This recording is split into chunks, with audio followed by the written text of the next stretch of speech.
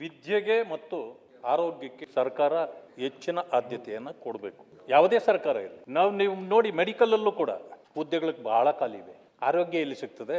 ಒಂದು. ಹಾಗೆ ಯೂನಿವರ್ಸಿಟಿಗಳಲ್ಲೂ ಇವತ್ತು 14,677 ಖಾಲಿ ಹುದ್ದೆಗಳಿದೆ ಅಂತ ಪಟ್ಟಿಯಲ್ಲಿ. ಇದಕ್ಕೆ ಕೊರತೆಗೆ ಕಾರಣ ಏನು? ಮೊದಲನೇದು ಆರ್ಥಿಕ ಕೊರತೆ, ಸಿಬ್ಬಂದಿಯ ಕೊರತೆ. ಇವೆರಡೂ ಎದುರಾದ್ರೆ ಯೂನಿವರ್ಸಿಟಿ ನಡೆಸೋದು ಬಹಳ ಕಷ್ಟ ಆಗುತ್ತೆ. ಎಷ್ಟು ಎಕರೆ ಜಾಗ ಇದೆ, ಎಷ್ಟು ದೊಡ್ಡದು ಬಿಲ್ಡಿಂಗ್, ಎಷ್ಟು ದೊಡ್ಡದು ಇಂಪಾರ್ಟೆಂಟ್ ಅಲ್ಲ. ಅಲ್ಲಿ ಬರ್ತಕ್ಕಂತ ವಿದ್ಯಾರ್ಥಿಗಳ ಸಿಗತಕ್ಕಂತ ವಸತಿ ಏನು, ಆ ಮೂಲಭೂತ ಸೌಕರ್ಯಗಳೇನು, ಇತರ ಮೂಲಭೂತ ಸೌಕರ್ಯದ ಕೊರತೆ, ಪ್ರಯೋಗಾಲಯಗಳು, ಗ್ರಂಥಾಲಯಗಳು, ತಾಂತ್ರಿಕ ಸೌಲಭ್ಯಗಳು ಇವೆಲ್ಲ ಸಿಗ್ಲಿಲ್ಲ ಅಂತಂದ್ರೆ ವಿದ್ಯಾರ್ಥಿಗಳು ಹೇಗೆ ಇದು ಮಾಡ್ಲಿಕ್ಕಾಗತ್ತೆ? ಪುಟ್ಟಣ್ಣವರು ಬಹಳ ಚೆನ್ನಾಗಿ ಹೇಳಿದ್ರು. ಯೂನಿವರ್ಸಿಟಿಗಳನ್ನ ನಾವು ಹೆಸರು ಹೇಳ್ತಾ ಕೊಡ್ತಾ ಹೋಗೋದು ಮುಖ್ಯ ಅಲ್ಲ. ಈಗ 9 ವಿಶ್ವವಿದ್ಯಾನಿಗಳನ್ನು ಕೊಟ್ಟು ಮತ್ತೆ ಅವುಗಳನ್ನೆಲ್ಲಾನು ಮತ್ತೆ ಮರ್ಜ್ ಮಾಡೋದು ಅಂತಾಯ್ತು. ಅದು ಬೆಳಗಾವಿಯಲ್ಲಿ ಬಹಳ ಚರ್ಚೆ ಆಯ್ತು. ಕೊನೆಯಲ್ಲಿ ನಾವು ಮಾಡೋದಿಲ್ಲ ಅಂತ ಸರ್ಕಾರ ಹೇಳಿದ್ರೆ ಒಪ್ಪಿಗೆ ಆಯ್ತು, ಓಕೆ.